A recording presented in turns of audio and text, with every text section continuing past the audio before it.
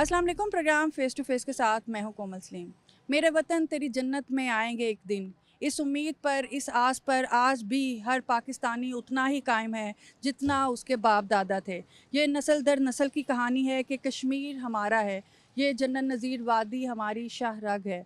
भारत ने जहां मकबूजा कश्मीर पर नाजायज़ कब्ज़ा किया हुआ है, वहीं इंसानियत के पमाल करने के लाजवाल जो हमें वाक़यात हैं वो भी देखने को आते हैं। इस जहारियत पर रियासत पाकिस्तान ने हमेशा आवाज़ उठाई है, हर सफारती महाज पर भारत को मुंह तोड़ जवाब दिया है। ऐसे में पाक फ़ौज का किरदार भी हमेशा से लाजवाल रहा है।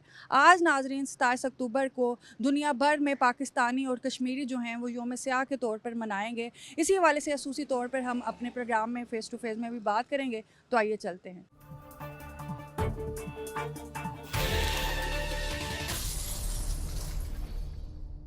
जी नाजरीन, अदीब, शायर, कॉलम निगार अताउल हक कासमी साहब हमारे साथ मौजूद हैं। अताउल हक कासमी साहब की अगर हम बात करें तो पाकिस्तान का एक असासा हैं और योम स्याह के हवाले से आज हम इनसे बात करेंगे, क्योंकि कश्मीर को किस तरह से अपने अल्फाज में डिस्क्राइब करना है और पाकिस्तानियों की जो अंदर दर्द है दिल में कश्मीरी बहन भाइयों के लिए, उसको किस तरह से डिस्क्राइब करना है। इससे बेहतर जो है अताउल हक कासमी साहब से कोई और शायद बयान नहीं कर सकता। कासमी साहब, सबसे पहले बहुत शुक्रिया आज अपना कीमती वक्त हमें देने का।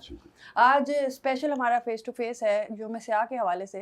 इस पे हम आपसे बात करेंगे कि कायद आज़म की जो लाजवाल जद्दोजहद थी वो हमारी ऑन रिकॉर्ड है, सबके सामने है। कश्मीर के हवाले से उनको उसी वक्त अंदाज़ा हो गया था कि जो हिंदुओं की पॉलिसीज़ हैं ये आगे जाके जो है वो कोई ना कोई मुश्किल और कोई ना कोई बवाल खड़ा करेंगी। तो किस तरह से देखते हैं आप कायद आज़म के बाद पाकिस्तान की जद्दोजहद को लेके कश्मीर के हवाले से?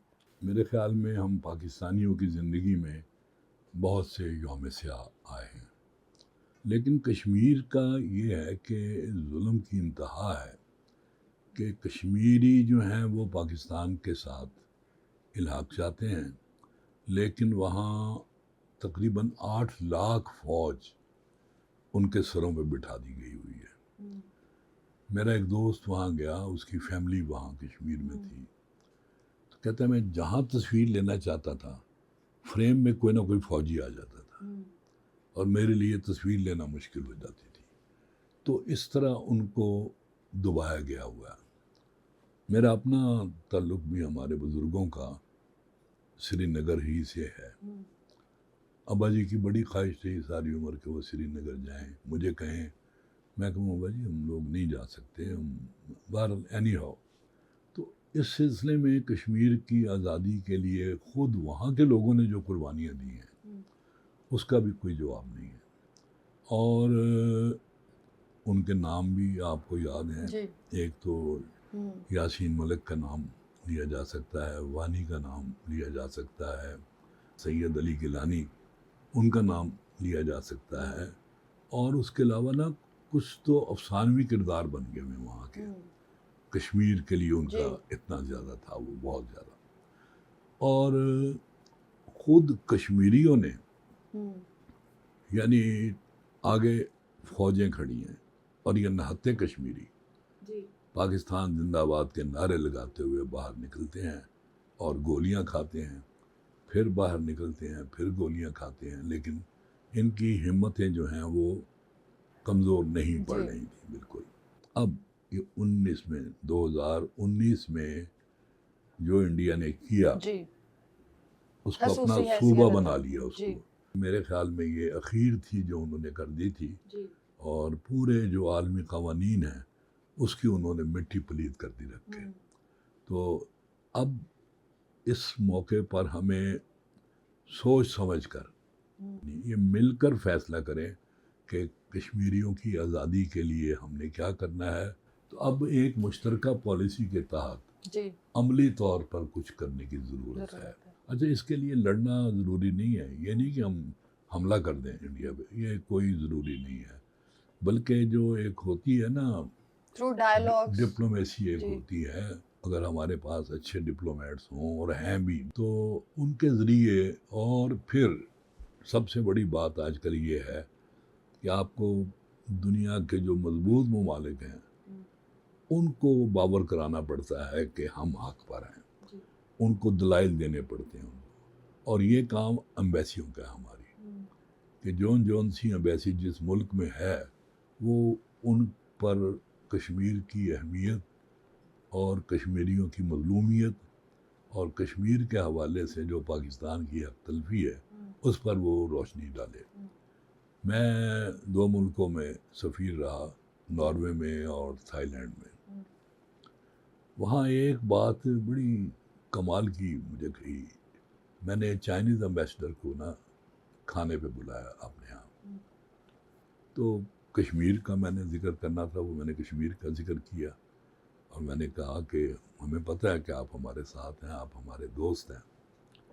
تو کہتے ہیں وہ تو بالکل ٹھیک ہے، ہم برادر ملک ہیں، لیکن ایک مشورہ میں دوں گا کہ یہ سب کچھ ہو لیکن آپ نے کشمیر کو بھولنا نہیں ہے. آپ نے ہر فورم سے کشمیر کے لیے آواز اٹھانی ہے. آپ نے جس طرح مجھے بلایا، باتیں کی، اسی طرح آپ کی ہر امبیسی کو چاہیے کہ وہ اپنی کوششیں جو ہے جاری رکھے. تو اوور آل اگر ہم مسلم امہ کی بات کریں تو کس طرح سے آپ دیکھتے ہیں کشمیر کوز کو؟ بات پھر وہی آ جائے گی ڈپلومیسی کی، کہ وہ صرف جو غیر مسلم ممالک ہیں، بڑی طاقتیں تو وہی ہیں نا، صرف انہی کے ساتھ ہم نے نہیں روابط رکھنے اور اس سلسلے میں ان کو اپنا کیس نہیں سمجھانا، بلکہ ہم نے جو مسلم امہ جو ہے ان کو بھی اپنا کیس پوری طرح سمجھانا ہے. یہ چھوڑ کے کہ جب مسلمان بھائی ہیں انہیں کہہ دیں جب ہم انسان ہیں، اور وہ بھی انسان ہیں جو وہاں قید ہیں. اتفاق سے ان کا عقیدہ بھی وہی ہے جو ہمارا عقیدہ بھی ہے، لہذا ہمارا فرض زیادہ بنتا ہے کہ ہم ان کے لیے کچھ کریں. اچھا قاسمی صاحب، بھارت کے اگر حوالے سے ہم بات کریں تو ہمیشہ دہشت گردی کا جو الاپ ہے وہ الاپتا رہا ہے بھارت، اور ہمیشہ سے جیسے ہم نے ابھی یاسین ملک صاحب کی بھی بات کی تھی، ان کے پاس کوئی پروف نہیں ہے لیکن اس کے باوجود ان کو قید میں نظر بند کر کے رکھا ہوا ہے. تو اس حوالے سے آپ کیا کہیں گے؟ انہوں نے کہاں دہشت گردی کرنی ہے، بالکل ایک فضول سی یہ بات ہے. ان کو تو الزام لگانا بھی نہیں آیا. اس نے تو ایک حریت پسند آدمی ہے اور اپنے کشمیری بھائیوں سے محبت کرنے والا انسان ہے. اس نے دہشت، وہی اصل میں جو اپنا حق مانگے نا اس کو دہشت گرد قرار دے دینا بڑا آسان ہوتا ہے، اور پھر اس پر جو الزام بھی لگائیں، ہم لگانا چاہیں لگائیں. تو اس طرح کے الزامات جو ہیں ہر ملک میں جو احمق قسم کے حکمران ہوتے ہیں وہ لگاتے ہیں، اور انڈیا کا بھی یہ احمقانہ. اچھا چلیں جی، بندہ اس سے پوچھے وہ دہشت گرد ہے تو مجھے یہ بتایا جائے کہ بابری مسجد نے کون سی دہشت گردی کی تھی. ایک یادگار تھی، تاریخی حیثیت تھی اس کی، لیکن صرف چونکہ وہ مسلمانوں سے منسوب تھی لہذا انہوں نے مسجد کو بھی گرا دیا پکڑ کے سارا، اور اس پر فخر کرتے رہے. انہوں نے پرواہ نہیں کی کہ دنیا کیا کہے گی. دنیا بھی جو ہوتی ہے کومل، وہ طاقت کے ساتھ ہوتی ہے، کمزور کے ساتھ کوئی نہیں ہوتا.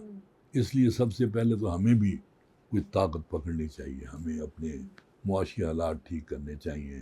اپنے سے مراد تمہارے اور میرے نہیں، ملک کے جو معاشی حالات ہیں وہ بہترین ہونے چاہیے. ہمارے سفارتی تعلقات بہت اعلیٰ ہونا چاہیے. ہمارے حکمران جو ہیں وہ بہت ہی زیادہ قربانیاں دینے والے ہوں. ان میں سے کوئی بھی ایسا نہ ہو جو اپنے عہدے سے ناجائز فائدہ اٹھاتا ہو.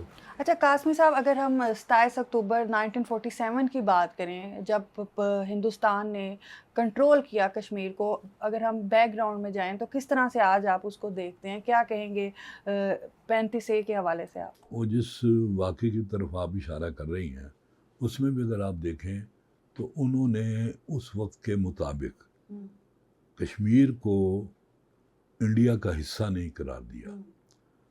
انہوں نے یہ کہا کہ یہ چیزیں جو ہیں یہ مرکز کے ماتحت ہوں گی، باقی وہ کشمیر جو ہے وہ انڈیپینڈنٹ. اس کے مطابق جی دفاعی، خارجی، اقتصادی، مواصلاتی امور مرکز کے پاس ہوں گے. وہی نا، مرکز کے پاس ہوں گے.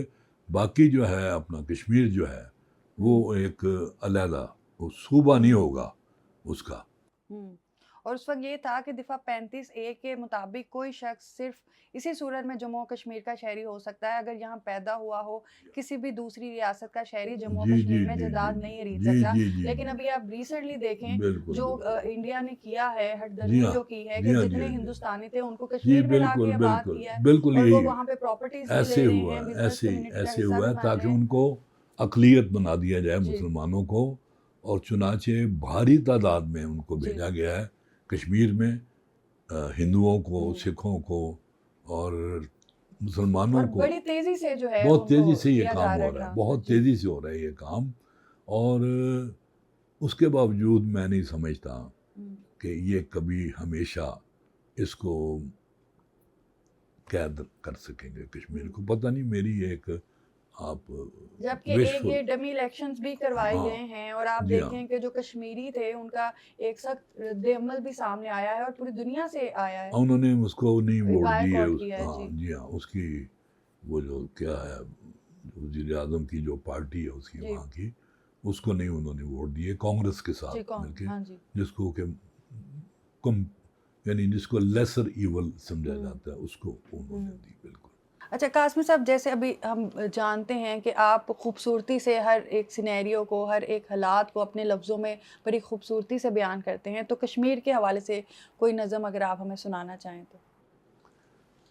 کومل، ایک دفعہ نا ہم آزاد کشمیر گئے تھے دوست کچھ، اچھا اور اس پوائنٹ پہ گئے تھے جہاں پہنچتے ہی، یعنی یہاں میں کھڑا ہوں، بیچ میں دریا ہے، دریا کے یعنی وہ سامنے دیوار جو ہے نا وہ کشمیر ہے، مقبوضہ کشمیر۔ وہاں ہم جب کھڑے ہوئے ہیں تو ہمیں فوراً ہماری فوج کی طرف سے کہا گیا کہ اب آپ نکل جائیں یہاں سے، کیونکہ وہ آپ پر فائرنگ کرنے والے ہیں۔ وہاں پھر اس رات کو میں نے ایک نظم کہی تھی، ٹھیک ہے، وہ تھی تمہارے رستے میں روشنی ہو۔ یہ عموماً پشتوں میں یہ کہا جاتا ہے، دعا دینی ہو نا جو کسی مسافر کو، تو میں نے اس کا یہی عنوان رکھا، میں کتنا نازا ہوں اپنے لکھے ہوئے حروف شگفتگی پر، میں سوچتا ہوں خدا نے مجھ کو ہنر یہ کیسا عطا کیا ہے کہ میرے لفظوں کو خلت فاخرانہ دے کر میرا نصیبہ جگا دیا ہے۔ میں بہت لاکھوں لوگوں کے آنسوؤں کو، میں ان کی افسردہ خواہشوں کو، میں ان کے پھیلے ہوئے دکھوں کو سمیٹ لیتا ہوں اپنے دامن میں۔ میں اپنے ہنستے ہوئے قلم سے، میں اپنے لفظوں کے زیر و بم سے انہیں غموں سے نکالتا ہوں۔ اداس چہروں پہ مسکراہٹ کی روشنی جب طلوع ہوتی ہے، میری آنکھوں میں ایک ستارہ خوشی سے رقصاں پلک کی دہلیز تک پہنچتا ہے اور حیرت سے سارے بدلے ہوئے مناظر کو دیکھتا ہے۔ اس کا دوسرا حصہ ہے، مگر یہ قصہ بہت پرانا سا ہو گیا ہے، میں ایک دریا کے پار اترا تو میں نے دیکھا کہ چار سو روشنی ہے اور بے شمار غزالی آنکھیں میرے لہو میں اتر رہی ہیں۔ میں پوچھتا ہوں کہ اس نگر میں یہ روشنی کا غبار کیسا، ہواؤں میں یہ خمار کیسا۔ فضاؤں میں ایک صدا ابھرتی ہے اور کہتی ہے، یہ شہیدوں کے خون کی مشعلیں ہیں جن سے نگر نگر میں ہوا چراغاں، یہ ماؤں بہنوں کی بیٹیوں کے سروں سے اتری ردا کا صدقہ۔ یہ روشنی سیب جیسے گلوں میں نیزوں کو زیوروں کی طرح پرونے سے ہر دریچے سے آ رہی ہے، عجیب منظر دکھا رہی ہے کہ نقطے جہاں ہاتھ میں ہے اور بے شمار راہ بقا کے رستے پہ گامزن ہے۔ تیسرا پارٹ، میں دیکھتا ہوں کہ ایک عورت کے جس کے چہرے پہ مامتا ہے، کہ جس کی آنکھوں سے آنسوؤں کی لڑی رواں ہے، وہ اپنے بچے کی لاش پلکوں کی راہ گزر پہ لیے کھڑی ہے۔ میں پوچھتا ہوں تمہیں ضرورت ہے میرے لفظوں کی، میں لاکھوں لوگوں کے آنسوؤں کو، سسکتی دم توڑتی رسوں کو، فضا میں پھیلے ہوئے دکھوں کو، میں اپنے لفظوں کا زیر و بم سے اداس چہروں پہ مسکراہٹ بکھیرتا ہوں۔ تمہیں ضرورت ہے میرے لفظوں کی، تم بتاؤ۔ یہ سن کے اس نے گلاب بچے کا ماتھا چوما، یہ سن کے اس نے گلاب بچے کا ماتھا چوما، پھر اس کے بہتے لہو میں انگلی ڈبو کے اس نے یہ حرف لکھے، خدا کرے میرے دکھ سلامت رہیں کہ ان سے ہمارے رستوں میں روشنی ہے۔ تمہارے رستوں میں ایک عرصے سے راحتوں اور سہولتوں نے گھنے اندھیروں کا روپ دھارا، سہولتوں کا غبار جس نے تمہارے رستے چھپا دیے ہیں۔ وفا کے تارے بجھا دیے ہیں، یہ مات کھائے کچھ اس طرح سے کہ جتنے منظر ہیں تاب منزل وہ جگمگائیں، تمہاری آنکھوں میں مسکرائیں، یہ دکھ وہ شعلہ بنے کہ جس سے کہیں نہ امکان تیرگی ہو، تمہارے رستے میں روشنی ہو۔ تمہارے راستے میں روشنی، بہت خوب قاسمی صاحب۔ جو آپ جیسے لیجنڈز ہیں ان کے ساتھ بیٹھنے کا اور پروگرام کرنے کا موقع کبھی کبھی ملتا ہے، لیکن جتنی خوبصورتی سے ماشاءاللہ آپ کسی بھی چیز کو بیان کرتے ہیں وہ اس کے لیے لفظ نہیں ہے کہ کس طرح سے آپ کی تعریف کی جائے۔ اینڈ پہ کیا میسیج دینا چاہیں گے اس وقت جو کشمیری عوام آپ کو دیکھ رہے ہیں؟ یہ آپ کی جو نظم تھی اس نے ویسے ہی تھوڑا سا ایموشنل کر دیا ہے آپ کی آنکھوں کو بھی، میری آنکھوں کو بھی، وہ مجھے اندازہ ہو رہا ہے، تو کیا پیغام دینا چاہیں گے کشمیری بہن دیکھیں جی، بھائیوں کو؟ میں نے کشمیریوں کو دو حوالے سے پیغام دینا ہے۔ ایک تو وہ کشمیری ہیں جو مقبوضہ کشمیر میں ایک عرصے سے مظالم سہ رہے ہیں، اور مظالم سہنے کی بھی ایک مدت ہوتی ہے ایک، تو میرا ان لوگوں کو پیغام یہ ہے کہ منزل پانے کے لیے سستانا ضروری ہوتا ہے، لیکن کچھ دیر سستانے کے بعد پھر منزل کی طرف روانہ ہونا ہوتا ہے، تو وہ اپنی منزل نہ چھوڑیں۔ میرا تو ان کو یہ پیغام ہے اس حوالے سے، اور دوسرا پیغام میرا اپنے حوالے سے ہے کہ میں خود بھی کشمیری ہوں، میں 800 سال سری نگر میں رہا ہوں، میں یہی آپ سے پوچھنے والی تھی لیکن وہ کہیں سے مس ہو گیا۔ 800 سال سری نگر میں رہا ہوں، چنانچہ تمہارا ہر دکھ مجھے اپنا دکھ محسوس ہوتا ہے۔ بہت شکریہ۔ جی ناظرین، عطاء اللہ قاسمی صاحب ہمارے ساتھ تھے جن سے ہم نے بات کی یوم سیاہ کے حوالے سے۔ مزید اپنے پروگرام میں آگے چلتے ہیں اور بات کرتے ہیں، تو آئیے چلتے ہیں۔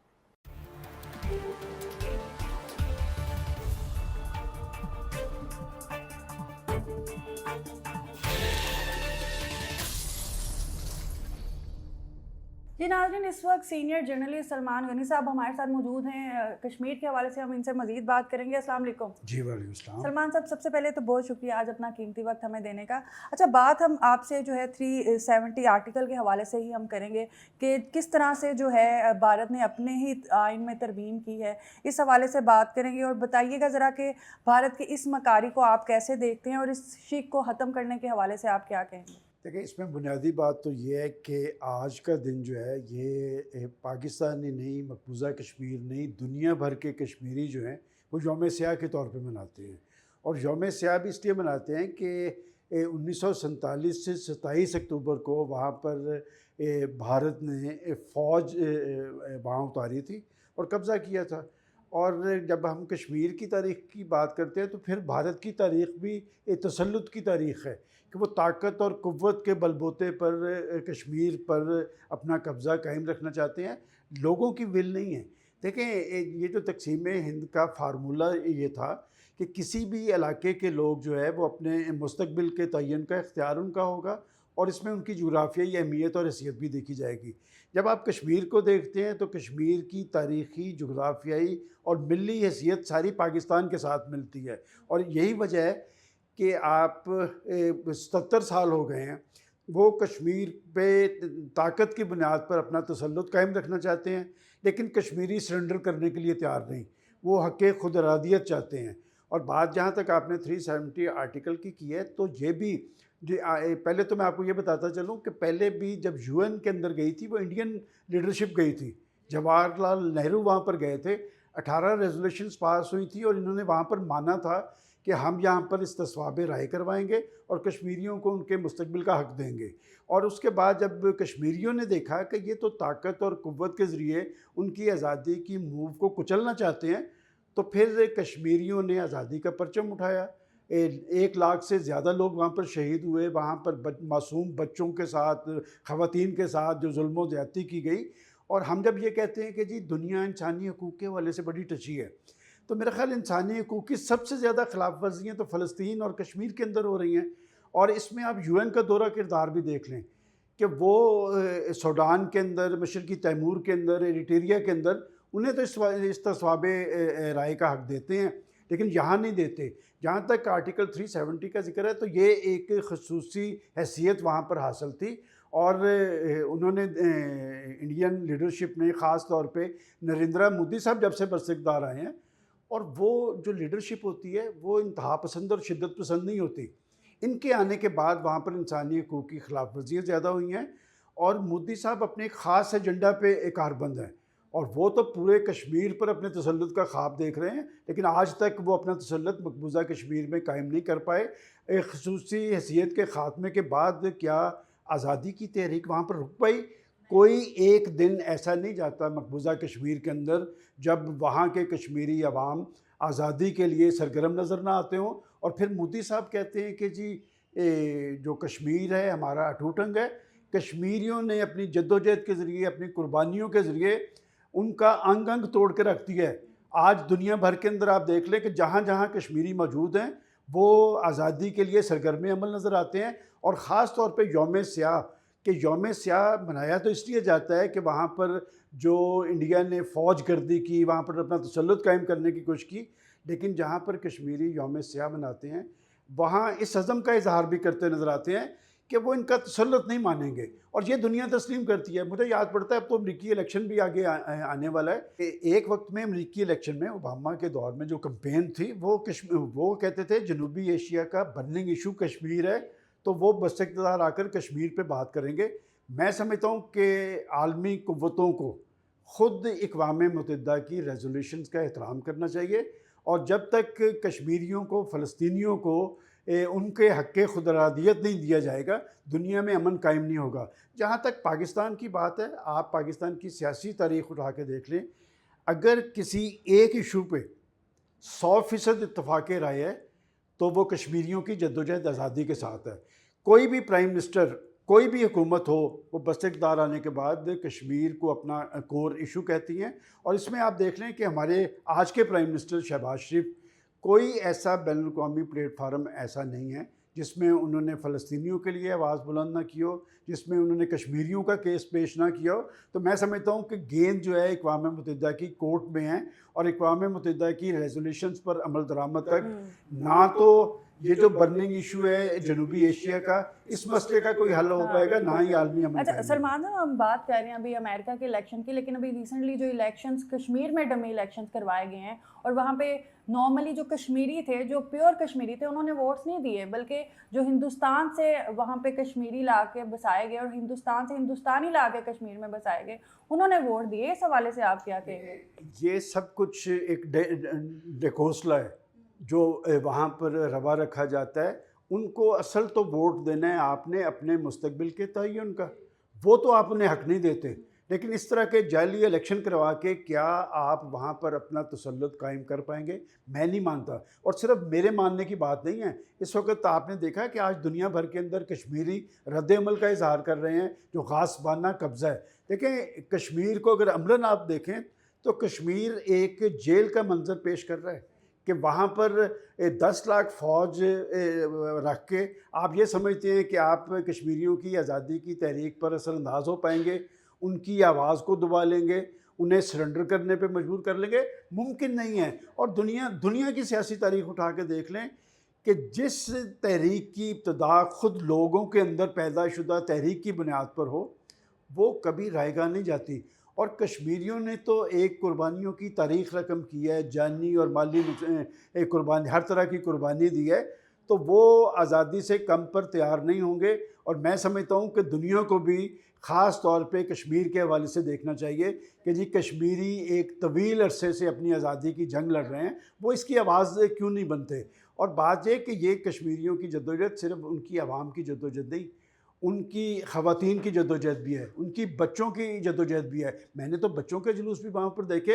اور پھر میں ایک اور آپ کو بات بتاتا چلوں کہ برہان مظفر وانی کا نام ایک وقت ایسا آیا تھا کہ وہاں کی کشمیر کی نوجوان نسل اپنی لیڈرشپ سے پوچھتی تھی کہ جی ہماری ساری جدوجہد کا مستقبل کیا ہے. تو برہان مظفر وانی وہ شخص تھا، اس نے اپنے کاندھے پہ کلاشنکوف نہیں رکھی تھی، وہ سوشل میڈیا کے محاذ پہ سرگرم تھا.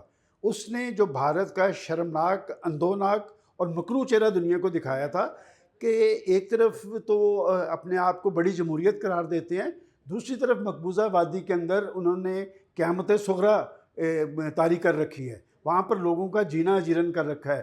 فوج کے ذریعے ان کی آواز کو دبانے کی کوشش کرتے ہیں, اور برہان مظفر بانی کو شہید کر کے انہوں نے یہ سمجھا تھا کہ شاید برہان مظفر بانی کی شہادت کے عمل سے نوجوانوں کے اندر تحریک ماند پڑ جائے گی. اور میں آپ کو ریکارڈ کی بات بتا رہا ہوں, انڈین چینلز, انڈین میڈیا کہتا ہے کہ بھارتی فوج وہاں کے ہر نوجوان کو برہان مظفر بانی کی صورت میں دیکھتی ہیں. ان کی ٹارگٹ کلنگز کا عمل اس لیے ہے کہ وہ ہر نوجوان کو سمجھتے ہیں کہ اس کے اندر ایک آزادی کی تڑپ موجود ہے.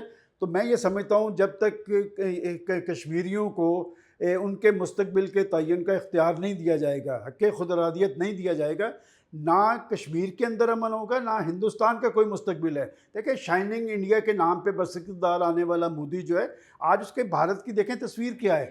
ایک انتہا پسندی, ایک شدت پسندی, اقلیتوں پہ جینا جیرن کرنا, خواتین محفوظ نہیں ہیں. تو میں سمجھتا ہوں کہ ریزولوشنز یہ ہیں یو این کی, اور یو این کی ریزولوشنز پر اگر سوڈان پہ عمل درآمد ہو سکتا ہے, مشرقی تیمور میں ہو سکتا ہے, تو کشمیر میں کیوں نہیں ہو سکتا؟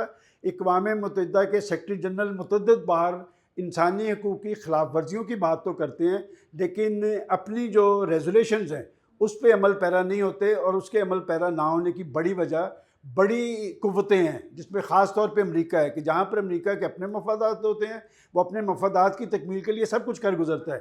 لیکن فلسطین اور کشمیر کے اندر جو ظلم, بربریت اور خاص طور پہ انسانی حقوق کی خلاف ورزیوں کا عمل ہے وہ نہیں دیکھ پاتا, اور یہی وجہ ہے کہ عالمی امن کا خواب شرمندہ ہے. اچھا سلمان صاحب, کیا سمجھتے ہیں آپ کہ کشمیر کی خصوصی حیثیت ختم کرنے کے بعد وقتی طور پہ کیا بھارت اپنی چال میں کامیاب ہو گیا؟ دیکھیں میں نہیں سمجھتا. بات یہ ٹیکٹس تھے کہ جی کیا وہ آزادی کشمیر کی جدوجہد پر غالب آ جائے گا, کیا وہ لوگوں کی آواز کو خاموش کر لے گا؟ نہیں ہو پایا. تو اگر تو آرٹیکل 317 کے نفاذ کے بعد وہاں پر کوئی سیاسی عمل کیا جاتا, لوگوں کی آواز بنا جاتا, تو شاید کی صورتحال مختلف ہوتی. آج بھی وہاں پر 10 لاکھ فوج موجود ہے, اور فوج کے تسلط کے ذریعے آپ لوگوں کی آواز کو دبا نہیں سکتے. اور کشمیریوں کی جدوجہد جو ہے یہ دراصل ہے کشمیریوں کی جدوجہد ہے, بیرونی طور پہ انہیں کوئی مدد حاصل نہیں ہے. اور جب تحریک لوگوں کے اندر سے پیدا ہو اور لوگوں کی تحریک کی لیڈرشپ جو ہے وہ نوجوانوں کے ہاتھ میں آ جائے, اس پہ آپ اثر انداز نہیں ہو سکتے, اس پہ غالب نہیں آ سکتے. لہٰذا مقبوضہ کشمیر جو ہے آج بھی مقبوضہ کشمیر ہے. یہ آرٹیکل 370 کے خصوصی حیثیت کا خاتمہ کر لیں, وہاں پر طاقت اور قوت کا استعمال کر لیں, کشمیریوں کو خاموش نہیں کیا جا سکتا, اس لیے کہ کشمیر کا ہر گھرانہ شہداء کا گھرانہ ہے, اور جس تحریک کے اندر شہداء کا خون شامل ہو جائے وہ ہمیشہ کامیاب ہوتی ہے. اس وقت اگر ہم ہندوستان کی اندرونی بات کریں تو جس طرح سے ابھی آپ بھی بات کر رہے تھے کہ بی جے پی کا راج ہے, لیکن جو وہاں کے عوام ہیں, جو ہندو ہیں یا مائنورٹیز ہیں, وہ وہاں پہ اب تنگ آ گئی ہیں, وہ اب اپنی ریزسٹنس جو ہیں وہ شو کر رہی ہیں. تو ان کی اس کرنٹ صورتحال کو دیکھتے ہوئے آپ کانگریس اور راہل گاندھی کی جو سیاست ہے اس کو کس طرح سے دیکھتے ہیں؟ دیکھیں آپ جب مودی صاحب کے ایجنڈے کی بات کریں گے تو وہ خالصتاً ہندوتوا کا ایک ایجنڈا ہے جس پہ کاربند ہے. اس میں وہ ایک عظیم تر ہندوستان کی بات کرتے ہیں. وہ تو یہ کہتے ہیں کہ جی ہندوستان ہے ہی ہندوؤں کا. تو میں تو کہتا ہوں کہ تاریخی حوالے سے دیکھ لیا جائے تو وہاں تو حکومتیں مسلمانوں کی بھی رہی ہیں, اور حکومت وہی کامیاب ہوتی ہے جس کے ہوتے ہوئے وہاں کی اقلیتیں محفوظ ہوں. کہ جب سے مودی صاحب بس اقتدار آئے ہیں, آپ 2014 کے بعد کا ہندوستان دیکھ لیں کہ وہ ایک انتہا پسند ہندوستان ہے, وہ ایک شدت پسند ہندوستان ہے. وہاں پر اقلیتیں محفوظ نہیں ہیں, وہاں پر خواتین کے حقوق کا احترام نہیں ہوتا, اور مودی صاحب کو سب اچھا نظر آ رہا ہے. اور یہ نریندرا مودی صاحب کی جب ہم بات کرتے ہیں نا, تو ایک بڑا سوال یہ ہے کہ یہ وہ شخص تھا جس پر امریکہ کے اندر, کینیڈا میں, برطانیہ پہ پابندی تھی اس کے شدت پسند نظریے کے تحت. تو نیچر کینوٹ بی چینج, وہ فطرتاً جو ہے ایک شدت پسند ہے. میں نہیں سمجھتا کہ جب تک وہاں پر ایک انتہا پسند لیڈرشپ موجود ہے وہاں کے حالات بہتر ہوں گے. بات یہ کہ ہندوستان کے اندر کی کیفیت دیکھ لیں, یہ شخص شائننگ انڈیا کے نام پہ بس اقتدار آیا تھا.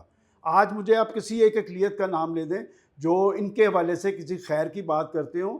اور ملکوں کے اندر استحکام تب آتا ہے جب آپ عدل و انصاف سے کام لیتے ہیں. اور میں نہیں سمجھتا کہ آخر کیا وجہ ہے کہ وہاں کی سپریم کورٹ کو نہیں پتہ تھا کہ جی تقسیم ہند کا ایجنڈا کیا ہے؟ تقسیم ہند کا فارمولہ کیا ہے, اقوام متحدہ کی ریزولوشنز کیا کہتی ہیں, اور خود جو ریزولوشنز پاس ہوئی تھی اس میں انڈین لیڈرشپ موجود تھی. یو این کی جو ریزولوشنز ہیں وہ ان کی تحریک کی وجہ سے پاس ہوئی تھی, لیکن انہوں نے کشمیریوں کو اپنے مستقبل کے تعین کا اختیار نہیں دیا. اس کا مطلب کہ آج کی جو ہندوستان کی لیڈرشپ ہے وہ اپنی ماضی کی لیڈرشپ کے ساتھ بھی بے وفائی کی مرتکب ہوئی ہے, اور اس طرح کی کیفیت کے اندر کیا وہ کشمیر پر غالب آ جائیں گے, کشمیر پر اپنا تسلط قائم کر لیں گے, یہ ممکن نظر نہیں آتا. اچھا پروگرام یہ اینڈ پہ آپ انٹرویو کے اینڈ پہ کیا میسج دینا چاہیں گے؟ جیسے آپ نے اسٹارٹ میں بھی کہا ہے کہ یوم سیاہ جو ہے ہر پاکستانی ہر کشمیری مناتا ہے, اور جب تک کشمیر آزاد نہیں ہو جاتا ڈیفینیٹلی ہمارے لیے ہر دن یوم سیاہ رہے گا. کیا میسج دینا چاہیں گے اسپیشلی ان کشمیریوں کو جو اس وقت آپ کو دیکھیں؟ دیکھیں, کشمیریوں کے اطمینان کے لیے یہی بات کافی ہے کہ آج بھی ہر پاکستانی کشمیر کی موومنٹ کے پیچھے کھڑا ہے. اخلاقی سیاسی حمایت پاکستان کی حکومتوں کی ان کے ساتھ کھڑی ہے.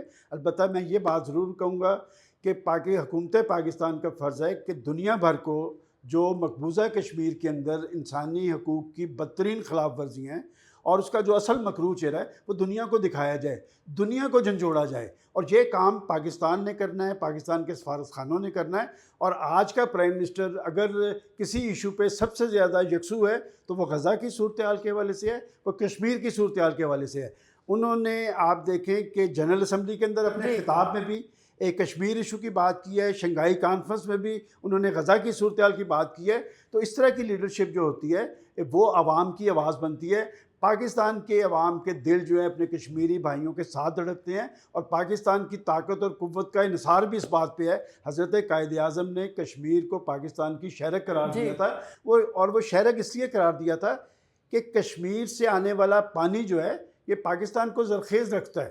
یہ شہرک کی بات اس لیے کی تھی. تو ہمیں بابا قوم کے اس جو انہوں نے ریمارکس دیے تھے کشمیر کے حوالے سے, اس پہ کاربند رہتے ہوئے یکسو بھی ہونا پڑے گا, سنجیدہ بھی ہونا پڑے گا, اور دنیا کو باور کروانا پڑے گا کہ یہ بر صغیر کا فلیش پوائنٹ ہے. بالکل, کہ بر صغیر کے اندر اور خاص طور پہ جنوبی ایشیا کے اندر مسئلہ کشمیر کے حل تک یہاں پر ایک مؤثر امن قائم نہیں ہو سکتا. بہت شکریہ.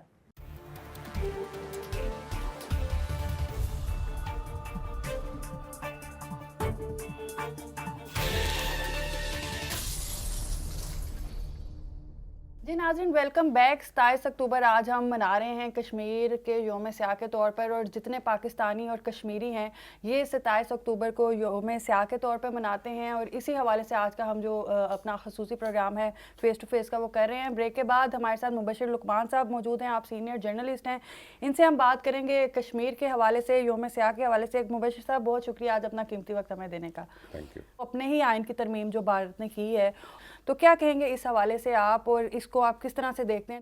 آپ کو میں ایک بات بتاؤں کہ ابھی شنگھائی کانفرنس ختم ہوئی تو میں اسلام آباد میں تھا, اور میڈیا سینٹر میں وہاں پہ جتنے انڈینز آئے ہوئے تھے, جن میں انڈیا ٹوڈے کی ایڈیٹر تھی, ٹائمز آف انڈیا کی, اور ہندو کی, اور ان کے اینکرز وغیرہ بھی تھے, تو میری ان سے کافی انٹریکشن ہوا. تو 2-3 ہم نے ڈفرینٹ ایشوز سے جن کے اوپر بڑی بات ہو رہی تھی, ایکسچینج ہو رہا تھا, جیسے ابھینندن ہے, جیسے کلبھوشن یادو ہے, اور کشمیر آبویسلی. تو کشمیر کے حوالے سے ان کے آگے میں نے جو بات رکھی ہے وہ پرائیویٹلی وہ سارے مانتے ہیں کہ ہاں جی یہ ہماری حکومت نے غلط کیا اور ہیومن رائٹ وائلیشن ہو رہی ہے یہاں پہ. سچ بولنے کی کسی میں ہمت نہیں ہے اور کسی میں اپنا جو ہے نا طاقت نہیں ہے. وہ بیچارے اتنا ہی بول سکتے تھے کہ یار سر میرا نام نہ آئے لیکن میں آپ سے اگری کر رہی ہوں یا کر رہا ہوں. اور آپ یہ دیکھیں کہ اتنے سال گزرنے کے باوجود کشمیر جو ہے اس وقت لارجسٹ پریزن کیمپ بنا ہوا ہے, مقبوضہ کشمیر کی بات کر رہا ہوں, اور اس پہ کوئی ہیومن رائٹ وائلیشن نہیں آ رہی ہے, اس پہ کوئی این جی او نہیں بول رہی ہے, اس پہ یونائٹڈ نیشنز کو تکلیف نہیں ہو رہی ہے, کچھ نہیں ہو رہا ہے, کیونکہ انڈیا ایک 4th لارجسٹ اکانومی بنا ہوا ہے اور ساروں کو وہاں پہ اپنا ایک مالیاتی فائدہ نظر آتا ہے. لیکن اب صورتحال کافی بدل رہی ہے, اور اب میں سمجھتا ہوں کہ پاکستان اور ہمارا وزارت فارن افیئرس جو ہے, وزارت خارجہ جو ہے, اگر اس کو پراپر طریقے سے ٹیک اپ کرے گا تو یہ دنیا اس کے اوپر آواز اٹھائے گی. وہ اس لیے کہ جو کینیڈا کی اور انڈیا کی لڑائی شروع ہوئی ہے جسٹن ٹروڈو کی اور انڈین گورنمنٹ کی, وہ بڑی سیریس ہو گئی اور بہت آگے تک پہنچ گئی ہے. وی شوڈ انکیش دس. اور ہمیں یہ اپنا کشمیریوں کے حق خود ارادیت کا یہ جو موقف ہے اس کو سامنے لے کے آنا ہے. جو ان کے اوپر ظلم ہو رہے ہیں, جو ان کے اوپر بےمانہ تشدد ہو رہا ہے, جو ان کی جنریشنز ختم ہو گئی ہیں, جو ان کی نسلیں تباہ ہو گئی ہیں, اور یہ وہاں پہ جا کے جو فورسڈ میریجز کر رہے ہیں کہ یہ بد شکل لوگ جو ہیں برہمن جاتے ہیں فورسڈ میریجز کریں کہ جی ہماری اولادیں ذرا اچھی شکل کی ہوں, اور کنورژنس کر رہے ہیں, یہ کر رہے ہیں. یہ جینوسائڈ سے بھی زیادہ کو بدترین چیز ہے. ہمیں یہ سارا ایویڈنس جو ہے وہ لے کے جانا چاہیے. بدقسمتی ہماری یہ ہے کہ ہمارا جو میڈیا ہے 99.9% وہ سارا ورنیکولر ہے, اردو میں ہے. تو میں اور آپ جتنی مرضی ابھی پی ٹی وی پہ بات کر رہے ہیں, یہ کسی نان اردو سپیکنگ بندے کو سمجھ میں نہیں آ رہی ہے, اور وہ ارباب اختیار میں ہیں, یونائٹڈ نیشنز میں, یونیسکو میں, یونیسیف میں, ہر جگہ پہ. تو ہمارے حکومت کو بھی, ہمارے میڈیا کو بھی, آپ سمجھیں اپنی انکم کا صرف 5% بھی اگر ہم مختص کر دیں کشمیر کاز کے لیے, تو اس 5% میں ہم مختلف زبانوں کے لوگ ہائر کریں اور اس میں ہم پروگرامنگ کریں, تاکہ وہ جو ہے نا لوگوں تک. ابھی میں انگلینڈ جاتا ہوں یا ٹرکی جاتا ہوں یا کہیں اور جاتا ہوں, میں بات کرتا ہوں کشمیر کو, سمجھتے کہ انڈیا پاکستان کو کوئی جنگ ہو رہی ہے یا کوئی ان کا آپس ذاتی کانفلکٹ ہے. تو جب میں ان کو کہتا ہوں کہ پاکستان کو تو یہ ذات ہے ہی نہیں, کوئی ہمارا کانفلکٹ ہے ہی نہیں وہاں پہ, ہم تو ان کے رائٹ کی بات کر رہے ہیں, تو وہ ان کو بڑی حیرانی ہوتی ہے, ان کو پتہ ہی نہیں ہے. تو میرا یہ خیال ہے کہ اب ہمیں ایز اے نیشن فوکس ہو کے اس کے اوپر کام کرنا ہے. اور دیکھیں تمام چینلز تو ریگولیٹڈ ہے, میڈیا ریگولیٹ ہو رہا ہے پاکستان میں, اور پاکستان میں نازیبا چیزیں نہیں جاتی ان چینلز کے اوپر, لیکن جو چینلز کو ریٹنگز دیتے ہیں اور ان کی کمائی کا ذریعہ بنتے ہیں وہ ریگولیٹڈ نہیں ہیں. تو انہوں نے ہماری سوچ کو فرق ڈالنا شروع کر دیا. اب آپ دیکھیں کہ پاکستان ڈے پہ کتنے چینلز پروگرامز کرتے ہیں, 14 اگست کو کتنے کرتے ہیں, قائد اعظم کی برسی پہ یا علامہ اقبال کی برسی پہ کتنے چینلز کتنے گھنٹے لگائیں گے. اس کی وجہ یہ ہے کہ وہ جو ڈاؤن لوڈ ہو رہا ہے سنگاپور میں مٹیریل, وہ ہمیں جو فیک ریٹنگ ایک آ کے دے رہا ہے کہ یار یہ تو لوگ دیکھتے نہیں. اور آپ کو بتاؤں کہ جب بھی میں نے کشمیر کے اوپر پروگرام کیا, ایک عجیب اتفاق ہے کہ مجھے درجنوں میں نہیں سینکڑوں میں میسیجز آتے ہیں, اور کالیں آتی ہیں, ای میلز آتی ہیں, ٹویٹس آتی ہیں. یعنی وہ مجھے نظر آ رہا ہے کہ اتنے لوگوں نے دیکھا, لیکن ریٹنگ میں وہ بالکل نیچے جا رہا ہے. تو اس سے اندازہ ہوتا ہے کہ کون دور بیٹھ کے, دوسرے ملک میں بیٹھ کے ہماری سوچ کو, ہماری اقدار کو, ہمارے میڈیا کو قومی نظریاتی سوچ کو کنٹرول کر رہا ہے. اچھا, یہ 2019 کی ہم بات کر رہے ہیں, 5 اگست کی, تو جب ترمیم کر کے آرٹیکل 370 کو ختم کیا گیا, اس وقت ہم جانتے ہیں کہ تحریک انصاف کی حکومت تھی. مبشر صاحب کیا سمجھتے ہیں کہ یہ اس حکومت کی ناکامی تھی؟ دیکھیں میں کچھ اور کہوں گا, پھر وہ لوگ مجھے برا بھلا کہتے ہیں. میں نہیں سمجھتا کہ ناکامی, میں سمجھتا ہوں وہ حکومت اس کا حصہ تھی. میں سمجھتا ہوں کہ بانیہ پی ٹی آئی جو تھے وہ ایک ایجنڈا لے کے آئے ہوئے تھے, جس میں انہوں نے کشمیر کا سودا کیا ہے, اور انہوں نے ہندوستان کو پلیٹ پہ رکھ کے دیا ہے. انہوں نے کہا اب دیکھیں ہم نے احتجاج کیا کہ جی جمعے کی نماز کے بعد 2 منٹ کے لیے چپ کھڑے ہو جائیں, یہ ہم نے احتجاج کیا. یہاں تک انہوں نے نہیں کیا کہ ہندوستانی مصنوعات کا ہی چلو بائیکاٹ کر دو, یہ بھی نہیں کیا. انہوں نے ہائی کمیشن وغیرہ بلا لیے, ٹاکس ختم ہو گئیں. لوکل لیول پہ جو ٹریڈ ہو رہا تھا کہ سبزی کے آنے جانے کا, وہ اس کو رکوا دیا تاکہ عام آدمی جو ہے اس کی زندگی میں انفلیشن ہو جائے, مہنگائی ہو جائے, اور دالیں تک جو ہے ہم کینیڈا سے اور آسٹریلیا سے امپورٹ کر رہے ہیں. لیکن جو سفارتی لیول پہ جو ہم نے جنگ کرنی تھی ہم نے تو کی نہیں. مجھے آپ بتائیں کہ ہمارے اس وقت فارن آفس جو ہے اس نے کتنی کو پریزنٹیشن جو ہیں وہ یونائٹڈ نیشنز میں دی ہیں, اور جگہوں پہ اور فورم سے جا کے دی ہیں. OIC تک کو نہیں ہم انوالو کر سکے. تو تحریک انصاف کی حکومت میں سمجھتا ہوں کہ گناہ گار ہے, نہ صرف پاکستان کی بلکہ کشمیری عوام کی. مجھے لگتا ہے کہ جو سچ ہے لوگوں کے سامنے آہستہ آہستہ آ رہا ہے, لیکن اگر ہم بات کریں آزادی کی ایک شمع کی, تو ابھی بھی وہ جو ہے روشن ہے, یاسین ملک صاحب. لیکن ہم نے دیکھا ہے کہ بھارت نے انہیں دہشت گرد قرار دیا ہے. جب ثبوت کی بات کرتے ہیں, ثبوت کے نام پہ ان کے سامنے کوئی چیز نہیں آتی. تو کیا کہیں گے حریت جو رہنما ہیں ان کے بارے میں آپ کے کیا آپشن ہونا چاہیے, کس طرح سے ہمیں سفارتی سطح پر اس طرح سے اقدامات کرنے چاہیے کہ ہم یاسین ملک صاحب کی آزادی کے لیے. یاسین ملک تو ماڈرن ڈے نیلسن منڈیلا ہے میرے لیے, کہ جس طرح کہ اس نے سختی برداشت کر لی, جس طرح کہ اس نے صحبتیں برداشت کر لیں, اور 2 دفعہ مجھے پتہ ہے میری, کیونکہ مشال ملک سے بات ہوئی ہے ڈائریکٹ, ان کو خدشات تھے اس وقت, یاسین ملک کو جیل میں مرڈر کرنے کی کوشش کی گئی ہے, اور ان کو یعنی یہاں تک کیا ہے کہ ابھی پچھلے 1 سال سے جو مجھے کنفرم پتہ ہے بات, اور یہ میں نے انڈین جرنلسٹ سے کنفرم کیا, یہ میں کوئی گھریلو بات نہیں کرتا, بتا رہا کہ ان کو 1 سال سے زیادہ ہو گیا, ان کی جو ضروری ادویات ہیں وہ نہیں ان کو میسر, ان کے معالج جو ہیں وہ نہیں ان کو دیکھ سک رہے, ان کو کوئی بھی معالج نہیں دیکھ رہا, یعنی یہ بھی نہیں کہ سرکاری معالج دیکھ رہا اور علاج کر رہا, وہ کہہ دیتے ہیں کہ معالج آیا اور اس نے معائنہ کیا. اور ایسے کہیں پہ بھی نہیں ہوتا کہ کسی قیدی کو ملنے کی اجازت نہ ہو, ایون کہ اپنے گھر والوں تک. نہیں, ایک تو پہلی بات یہ ہے کہ قیدی کیوں ہے, یعنی اس کا قصور ہی کچھ نہیں ہے, اور اس نے کوئی ایسا بات نہیں کی جو انڈین کانسٹیٹیوشن کے خلاف ہو. لیکن انڈیا میں آپ کو میں کشمیر, مقبوضہ کشمیر کی بات بتاؤں, مقبوضہ کشمیر کے جرنلسٹ جو ہے نا وہ شیر کے بچے ہیں, بڑے دلیر ہیں. میں کئیوں کو میں جانتا ہوں جنہوں نے پاسپورٹس لینے سے انکار کر دیا, کیونکہ ان کو پاسپورٹ ملتا ہے انڈیا کا, وہ نہیں لیتے. اور یہ کمی ہمیں پوری کرنی ہے, کیونکہ وہ جب پاسپورٹ نہیں لیتے تو وہ باہر انٹرنیشنل کانفرنسز میں نہیں جا سکتے. پاکستانی جرنلسٹ کو چاہیے, پاکستانی آرگنائزیشنز کو چاہیے کہ انہوں نے جو بات کرنی ہے ان سے انٹریکٹ کریں, ان کا پورا مٹیریل لے کے اس کو وائرل بھی کریں اور اس کو پریزنٹیشن میں بھی استعمال کریں.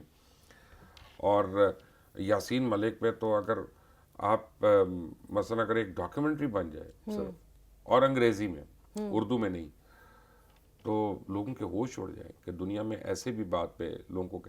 دیکھیں ان کی بیٹی جب سے پیدا ہوئی ہے وہ 1 دفعہ کے علاوہ وہ اپنے باپ کو دیکھنے کے لیے تڑپ گئی ہے, وہ روتی رہتی ہے, وہ ویڈیو میسیجز بھیجتی رہتی ہے.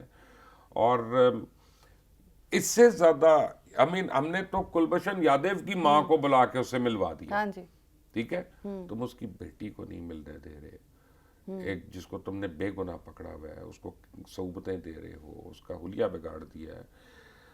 یاسین ملک قید ہے, لیکن یاسین ملک کی سوچ تو قید نہیں ہے, بالکل, وہ تو آزاد ہے نا, اور وہ تو نہیں قید کر سکتا ہندوستان. اچھا مبشر صاحب, کیا سمجھتے ہیں کہ سفارتی سطح پر مسئلہ کشمیر کو اجاگر کرنے کے لیے پاکستان کے پاس کیا آپشنز ہیں؟ As a expert, as a senior journalist, آپ کی کیا رائے ہے؟ پاکستان کو ایگریسو سٹانس لینا چاہیے اس کے اوپر, اور فرنٹ فٹ کے اوپر لینا چاہیے. اب دیکھیں جیسے وہ کہتے ہیں کہ انڈین ٹیم نہیں آئے گی, تو ہم کہیں نہ آئے یار, آنا ہے تو ہماری ٹرمز پہ آنا ہے, اور وہ آئیں گے. میں آپ کو آج آن ایئر بتا رہا ہوں, آن ریکارڈ بتا رہا ہوں کہ وہ چیمپئنز ٹرافی کے لیے آئیں گے کھیلنے. ہمیں کھڑے ہونا ہے, اور سب سے بڑی بات ہے کہ کشمیر کاز ایک ایسی کاز ہے کم از کم کہ جس کے لیے ہمیں ایک اکائی بننا ہے, ایک پاکستانی بننا ہے. نہ آپ پنجابی ہے, نہ میں پٹھان ہوں, نہ یہ بلوچ ہے, نہ وہ سندھی ہے, نہ اردو سپیکنگ ہے, ہم ایک ہیں.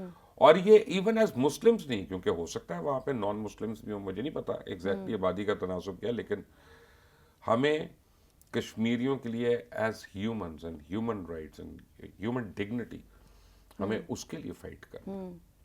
اچھا, پروگرام کے اینڈ پہ بشیر صاحب کیا میسج دینا چاہیں گے آپ, اسپیشلی اس وقت جو کشمیری آپ کو دیکھ رہے ہیں ان کو؟ میں تو ہاتھ جوڑ کر میں تو کشمیری عوام سے معافی مانگوں گا کہ شاید ہم لوگوں میں کافی کوتاہیاں ہیں کہ آپ لوگ ابھی تک دنیا کی سب سے بڑی قید میں ہیں. کشمیر میں تو ہر روز کالا دن ہے یار. ہم اپنی زندگیوں میں صرف 10 منٹ روزانہ نکال لیں کشمیر کوز کے لیے, 10 منٹ. میں ایک ٹویٹ تو کر سکتا ہوں نا, ایک فیس بک پہ پوسٹ تو لگا سکتا ہوں, ایک ٹک ٹاک تو کر سکتا ہوں, میں ایک جو ہے وی لاگ تو کر سکتا ہوں, میں کہیں پہ بیٹھ کے محفل میں بات تو کر سکتا ہوں نا. 10 منٹ کے لیے 24 گھنٹے میں 10 منٹ اگر ہم کشمیر کو دے دیں صرف, دیکھو بڑی بات ہے. لیکن 24 کروڑ سے 10 منٹ 10 کو ملٹیپلائی کریں تو آپ سوچیں کہ کتنا فورسفل قسم کا میسج جو ہے پوری دنیا میں جا رہا ہوگا. پھر دنیا کو اٹھ کے دیکھنا پڑے گا, پھر وہ اگنور نہیں کر سکتے اس کو. تو پھر یاسین ملک کی آواز کو یا کشمیریوں کی آواز کو کون سا ٹائمز آف انڈیا دبا سکے گا, کون سا ہندو ٹوڈے دبا سکے گا, کون سا انڈین ایکسپریس جو ہے اس کو دبا سکے گا؟ اس کے پرخچے اڑ جائیں گے, اس کی پھٹیاں پان جائیں گی اس کی. But we need to be one, we need to be dedicated and we need to be focused. بہت شکریہ. جی ناظرین, مبشر صاحب نے بہت اچھا میسیج دیا ہے کہ ہم سب کو ایک ہو کے چلنا ہے. ہمیں چاہے ہمارا کوئی بھی کسی بھی صوبے سے تعلق ہے, کسی بھی مذہب سے تعلق ہے, لیکن جو ہماری لیے پرائیورٹی ہے وہ یہ ہے کہ ہم سب پاکستانی ہیں, اور پاکستانیوں کے لیے جو کشمیر ہے وہ ہمیشہ سے سب سے پہلے ہے, اور ہم کشمیریوں کے ساتھ مرتے دم تک ہیں. اور ایک اور بھی بڑی اچھی بات کی کہ صرف 27 اکتوبر ہی یوم سیاہ نہیں ہے, یوم سیاہ ہر روز ہے جب تک کشمیریوں کو ان کی آزادی اور ان کا حق نہیں ملتا. اسی کے ساتھ کومل سلیم کو دیجیے اجازت. اللہ حافظ.